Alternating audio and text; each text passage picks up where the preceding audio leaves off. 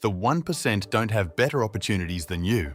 They have a fundamentally different operating system for their brain. While the average person is evolutionarily conditioned to fear every small loss, the elite are mathematically engineered to treat those same losses as the necessary cost of admission for exponential growth.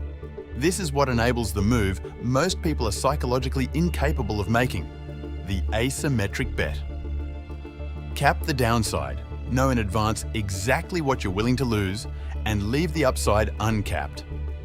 Do this in small, repeated doses, and over enough attempts, the math starts working in your favor even when most individual bets fail. Let's put this under the microscope.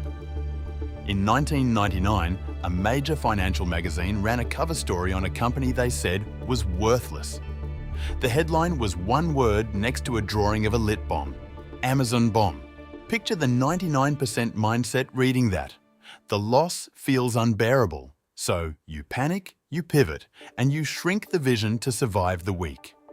That's not weakness, that's pain avoidance bias doing exactly what it evolved to do. Now picture the 1% mindset. The loss was already priced in as the cost of admission. It's not treated as new information.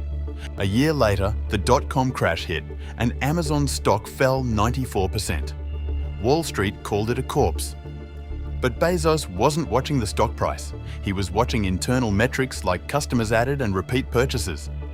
The internal metrics were the 20-year bet, playing out exactly on schedule. While everyone was calling it dead, Amazon was running dozens of small-capped bets. One side project, renting out spare server capacity, is now called Amazon Web Services. It generates more profit today than the retail store itself. So, how do you build this? Not by getting braver. What's trainable is the structure around the decision. Here's the exercise. Step 1. Name the bet in plain language. Specifically, what are you risking and in what? A vague fear is unbeatable. A named one isn't. Sounds obvious. Almost nobody actually does it. Step 2. Set the ceiling. Write the exact maximum you're willing to lose. Dollars, time, reputation. Once it's written, that number is the full extent of the risk. Nothing beyond it can surprise you. Step 3. Write what you'll learn if it fails. If you can't answer that, it isn't asymmetric. It's just gambling wearing a suit. And here's the one people skip. Step 4.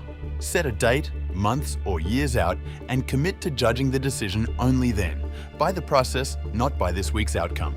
Do this on a few small, real decisions, and the loss stops feeling like an emergency. It starts feeling like data collection. That shift is the neural pathway, not motivation, repetition. Now let's kill the myth that keeps people broke. The get-rich-quick world says, find one big bet and go all in. That's survivorship bias. You only see the handful who won. You never see the silent pile who lost everything because they don't get interviewed on a podcast. The 1% didn't get there with one big bet. They got there with many small capped ones. Survivorship bias hides that math. It shows you the win and deletes the sample size. The leverage point was never take more risk. It's rebuilding your relationship to how you define and measure loss. A trainable skill, not a personality trait. Now it's your turn. What's one decision you've been avoiding because you're afraid of the downside? Name your ceiling in the comments. I'll read them for next week's breakdown. If you want to move beyond the hype and understand the actual mechanics of wealth, subscribe to the Wealth Laboratory. Every week, one new experiment. See you in the next one.